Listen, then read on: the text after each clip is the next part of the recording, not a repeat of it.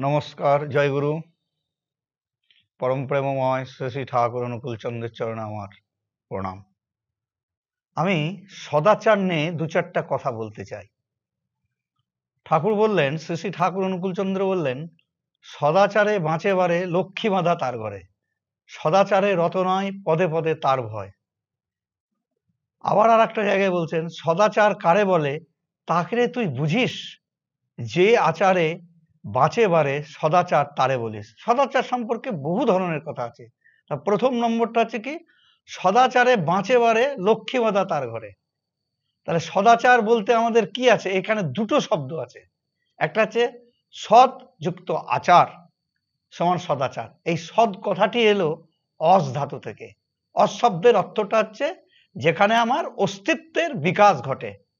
आचार সেই अस्तित्वेर मध्य आमार जे आचारगुलो थाकबे तार माने आमार चाल चलने कथाबार्ताय समस्त किछु आमार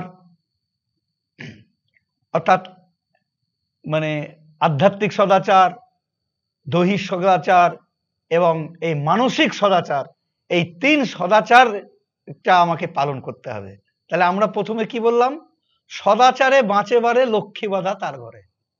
তাহলে সদাচারে বাঁচে বারে লক্ষ্মী বাঁধা তার ঘরে মানে আমরা যদি সদাচারে ঠিক মতন ভাবে আমরা বাড়ি এবং বাঁচি এবং বাড়ি আমরা ঠিক মতো যেমন আমাদের ঠাকুর বললেন হ্যাঁ যেমন আমরা অনেক সময় কি করি এই গা চুলকায় এই নাকে হাত দিয়ে দিলাম হ্যাঁ তারপরে চোখে হাত দিয়ে দিলাম এই সমস্ত জায়গায় যে এগুলো আমরা হাত দিলাম বা এ করলাম এগুলো হচ্ছে কি হচ্ছে আমার এই শারীরিক সদাচার। তার কারণ আমার ঠাকুর বলছেন নাকে মুখে হাত দিলে ধুয়ে ফেলতে হয়। চোখে আমরা যে চোখের জল সেটাও কিন্তু আমাদের দূষিত। সেখানে চোখের জল আমরা এই চোখটা নেড়ে বা চোখ রগড়িয়ে আমাদের হাত ধুতে হয়। তাহলে এরকম ধরনের যদি আমরা ঠিক মতো আমরা মানে চলতে পারি তাহলে আমাদের কিন্তু লক্ষ্মী বাঁধা থাকবে। লক্ষ্মী মানে শ্রী সৌন্দর্য আমার ঘরে বাঁধা থাকবে। আমি যে বর্ণেরই লোক হই না কেন সেটা কিন্তু বাঁধা থাকবে। আবার বলছেন সদাচারে রত নয় পদে পদে তার ভয়। এই সদাচারে যারা রত নয় মানে এটাকে যারা আপ্ত করেনি যারা এটাকে পরিপালন করে না সদাচারটা তাদের পদে পদে ভয় কেন? ধরুন আমি যদি এখানে ধরুন নাকে মুখে এরকম করে হাত দিয়ে দেই মাথা এরকম করে চুলকায় হ্যাঁ গায়ে এরকম করে চুলকায় পিঠে এরকম চুলকায় এখন জামা আছে আমার কাঁচা সেটা আলাদা কথা হ্যাঁ এইভাবে এই করলাম হ্যাঁ চোখটাকে এইভাবে লাললাম আগে গিয়ে পরে আমাকে হাত ধুতে হবে। তো এরকম যদি আমি করি তাহলে কিন্তু আমাকে হাত ধুতে হবে বারবার আগেও বললাম এখনো বলছি। তাহলে আমার এই সদাচারটা ঠিক মতো থাকতে হবে। তাতে কি হবে আমার দুরারোগ্য ব্যাধি হতে পারে। কারণ আমার এই ঠাকুর আর একটা জায়গায় বলছেন সিকনি জেরে ধয় না হাত বক্ষ ব্যাধি হয় উৎপাত। সিকনি মানে আমি পোঁটা ঝাড়ে হাত ধুলাম না তাহলে কি হবে আমার বক্ষ ব্যাধির উৎপাত হবে। তাহলে সেই জন্য তাহলে আমার লক্ষ্মী ঘরে বাঁধা থাকবে না আমার পয়সা খরচা হবে ডাক্তারের বাড়ি যেতে হবে বিভিন্ন জায়গায় যেতে হবে হ্যাঁ যেখানে সেখানে আমার স্নান টান করলে হবে না। আমি একটা পচা পুকুর দেখলাম জানি না শুনি না সেখানে আমি স্নান করলাম সেখানে আমাকে দেখতে হবে হ্যাঁ এই সমস্ত কিছু। বাজার হাট বা বাইরে থেকে এলাম ঘর ঢুকে গেলাম চটি পায়েই ঘর ঢুকে গেলাম বা খালি পায়েই ঢুকে গেলাম হাত পা না ধুয়ে হ্যাঁ তারপর ঠাকুর বলছেন আলগোচে এরকম করে জল খেতে বলছেন। কারণ অনেক সময় আমরা কি করি জলটা খাই খাওয়ার পর যে লালাটা লেগে যায় সেই লালাটা লেগে থাকলো আমি গ্লাসটাকে রেখে দিলাম বা সেই পাত্রটাকে রেখে দিলাম মুখে এই করার পর তাহলে কি হলো না সেখানে আমার 5 মিনিট পর বা কয়েক মিনিট পর বা কয়েক সেকেন্ড পর সেখানে ব্যাকটেরিয়া তৈরি হবে সেইটাই আবার আমি তুলে খাচ্ছি। তাহলে আমি আমার জীবাণুটাই খাচ্ছি। অনেক সময় দেখবেন আগেকার দিনে বলতো খেতে খেতে উঠতে হয় না এটা বাস্তব কথা। আমাদের একটা লালা হচ্ছে কি একটা লালা হচ্ছে আমাদের একটা এনজাইম সে উৎসেচক সেটা যদি না থাকে তাহলে আমাদের কিন্তু ভাত হজম হবে না বা খাবার হজম হবে না। কিন্তু আরেকটা যেটা আছে সেটা কিন্তু উৎসেচক নয় সেটা হচ্ছে লালা।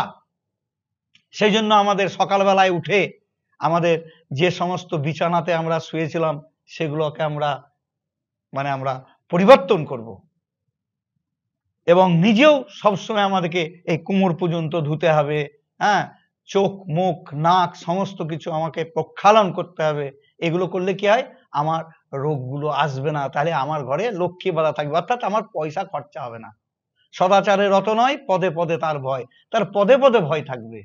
আর আরেকটা কি, আরেকটা হচ্ছে আধ্যাত্মিক সদাচার। এই আধ্যাত্মিক সদাচার গুলো কোনগুলো, আমার অকাট্য ইষ্টনিষ্ঠ থাকতে হবে, আমার প্রতি ইষ্টের প্রতি অকাট্য ইষ্টনিষ্ঠ। আমি পোশাক আশাক, সেই জন্য আমাদের কি করি আমরা, এই ঠাকুরের যারা মানুষ আছি তারা, বা যারা আমরা ভক্ত মানুষ আছি, হ্যাঁ, আমরা এই সাদা পোশাকটা বেশি পছন্দ করি বা পরিষ্কার পোশাকটা পছন্দ করি। কারণ কেন করি না, এর মধ্যে আমার রোগ জীবাণু আসবে না। এবং সুতির জামা পরতে হবে, এখন শীতের দিনে সুতির জামা পরতে হবে। এই সমস্ত জিনিসগুলো কি হয়, তাহলে আমাদের এই রোগ জীবাণু থেকে অনেকটা আমরা রোগ বালাই থেকে আমরা থাকবো। এই টেরিকটের জামা এইগুলা থেকে আমাদের বিরত থাকতে হবে। তাহলে এইগুলো যদি আমরা করতে পারি, এবং তাহলে আমার মধ্যে কি আসবে, আমি যদি এখন টেরিকটের জামা পরি বা বিভিন্ন ধরনের আমি জামা পরি, তাহলে কি হবে, আমার গা চুলকানি হবে, বিভিন্ন ধরনের অসুখ বিসুখ হবে। সেই জন্য আমার এই সদাচারগুলো পালন করতে হবে। তাহলে সেখানে আমি আধ্যাত্মিক সদাচার কি করে পালন করব বলুন, সেখানে তো আমি আধ্যাত্মিক সদাচার পালন করতে পারবো না, অর্থাৎ আমার আত্মিক বিকাশ হবে না। তার প্রতি দিয়ে আমি নাম ধ্যান করব, সেই নাম ধ্যান করার আমার মানে থাকবে না, আমার এনার্জি থাকবে না নাম ধ্যান করার। কারণ আমি যদি শরীর অসুস্থ হয়, তাহলে আমার আধ্যাত্মিক সদাচারী বলুন আর মানসিক সদাচারী বলুন আর দৈহিক সদাচারী বলুন, কোনটাই পালন করতে পারবো না। আবার আর একটা জায়গায় ঠাকুর বলছেন, মনটা দুষ্ট হলেই জানিস রোগের আতাল হয়, ওইটুকু কি তুই এড়িয়ে চলিস করবি ব্যাধি যায়।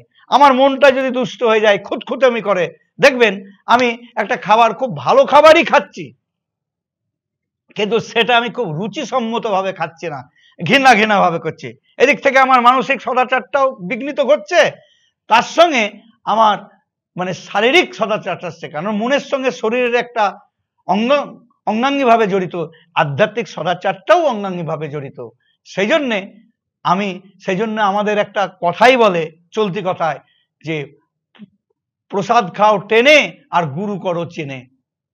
তাহলে আমি যদি আমার এখানে খুঁতখুঁতানি ভাবটা থাকে, আমি সেখানে কিন্তু খাবো না। সেই জন্য দেখবেন আমাদের যাত্রার হাতে কিন্তু খাওয়া উচিত না। কেন, আমরা যখন পাক করি, মানে রান্না করি, বিশেষ করে ভাত, স্নান করে এবং পাক পবিত্র হয়ে রান্না করা ভালো। আমাদের এখানে আনন্দবাজারে আমি এদেরও বলেছি যে তোমরা পাক পবিত্র হয়ে সদাচার ভাবে সেখানে করবে। সেই জন্য আমাদের বিভাস বাবু, মাননীয় বিভাস চন্দ্র অধিকারী মহাশয়, আমাদের এখানকার ঠাকুর অনুকূল চন্দ্র সৎসঙ্গ মিশন সাধন পীঠের যিনি আমাদের অধ্যক্ষ, চেয়ারপারসন, তিনি কিন্তু একদম স্ট্রিক্টলি বলে দিয়েছেন আনন্দবাজারে, যে আনন্দবাজারে ঢুকতে গেলে পরিষ্কার পরিচ্ছন্ন ভাবে, এবং মানে একদম পরিষ্কার পরিচ্ছন্ন এবং কাঁচা কাপড় নিয়ে সেখানে ঢুকতে হবে। সেখানে কোনো কিচ্ছু হবে না, সেখানে কিন্তু থুতু ফেলা হবে না, ইত্যাদি হবে না, একদম পরিষ্কার। আমি যদি এটা ভাবি যে এটা আমি ঠাকুরের রান্না করছি, ভোগ রান্না করছি, এইভাবে যদি আমি নিবেদন করি এবং সদাচার সম্পন্ন ভাবে যদি আমি করি, মানুষের অসুখ বিসুখ আসবে না। এগুলো কিন্তু আমাদের জানতে হবে। সেই জন্য অনেকে প্রশ্ন করেন, আরে এর হাতে খায় না, ওর হাতে খায় না, তার হাতে খায় না। ঠাকুর যেমন একটা এই প্রসঙ্গ কমে আসছে যে অন্নে জানিস মন বয় অন্ন মাফিক প্রবৃত্তি হয়। আমার মধ্যে ভাতের বৃত্তি প্রবৃত্তিগুলো ভাতের মধ্যে এক্সিস্ট হয়, পরিপূরিত হয়। তাহলে আমি যদি ধরেন ওই ঠাকুরের নাম নিয়ে বা ভগবানের নাম না নিয়ে আল্লাহর নাম না নিয়ে যদি আমরা এগুলো রান্না করি, তাহলে কি হয় জানেন তো, সেটা হয়ে যায় বিষাক্ত হয়ে যায়। আমি যতই পরিষ্কার পরিচ্ছন্ন থাকি বাইরের দিক থেকে, কিন্তু মনের দিক থেকে আমি সদাচার সম্পন্ন নয়, আমার মনটা দুষ্ট হয়ে আছে, সেই সময় যদি আমার সে রান্না করি এবং সেটা যদি আমি পরিবেশন করি এবং সেটা যদি কেউ খায়, তাহলে কি হবে, আমার সেই খারাপ গুণগুলো তার মধ্যে প্রভাব হবে। কারণ ভাতের মধ্যে আমার বর্ণাশ্রম থেকে আরম্ভ করে আমার ভালো মন্দ, আমার অসুখ বিসুখ সমস্ত কিছু ভাতের মধ্যে এক্সিস্ট হয়। সেই জন্য যারা পাচক, যারা রান্না করবেন, তাদের সদাচার সম্পন্নভাবে রান্না করতে হবে এবং নাম নিয়ে রান্না করতে হবে। আপনি যার ভক্ত হন কেন, শ্রী শ্রী ঠাকুর অনুকূল চন্দ্রেরই হন, আর আপনি আল্লাহরই ভক্ত হন, আপনি বৈষ্ণব হন, যাই হন, দেখবেন বৈষ্ণবরা যেখানে সেখানে অন্ন খান না, যাত্রার হাতে অন্ন খান না। এগুলো গোঁড়ামি নয়, এগুলো জানার বিষয়, এগুলো জানতে হবে। তাই ঠাকুর বলছেন সদাচারে রত নয়, পদে পদে তার ভয়। আর কি বললেন? সদাচার যারা পালন করে না তাদের পদে পদে ভয় থাকে। যাই হোক, আমি আর বেশি সময় নেব না। হ্যাঁ, আমি আমার সংক্ষিপ্ত বক্তব্য শেষ করছি। জয় গুরু, বন্দে পুরুষোত্তম। সবাই ভালো থাকবেন। জয় গুরু।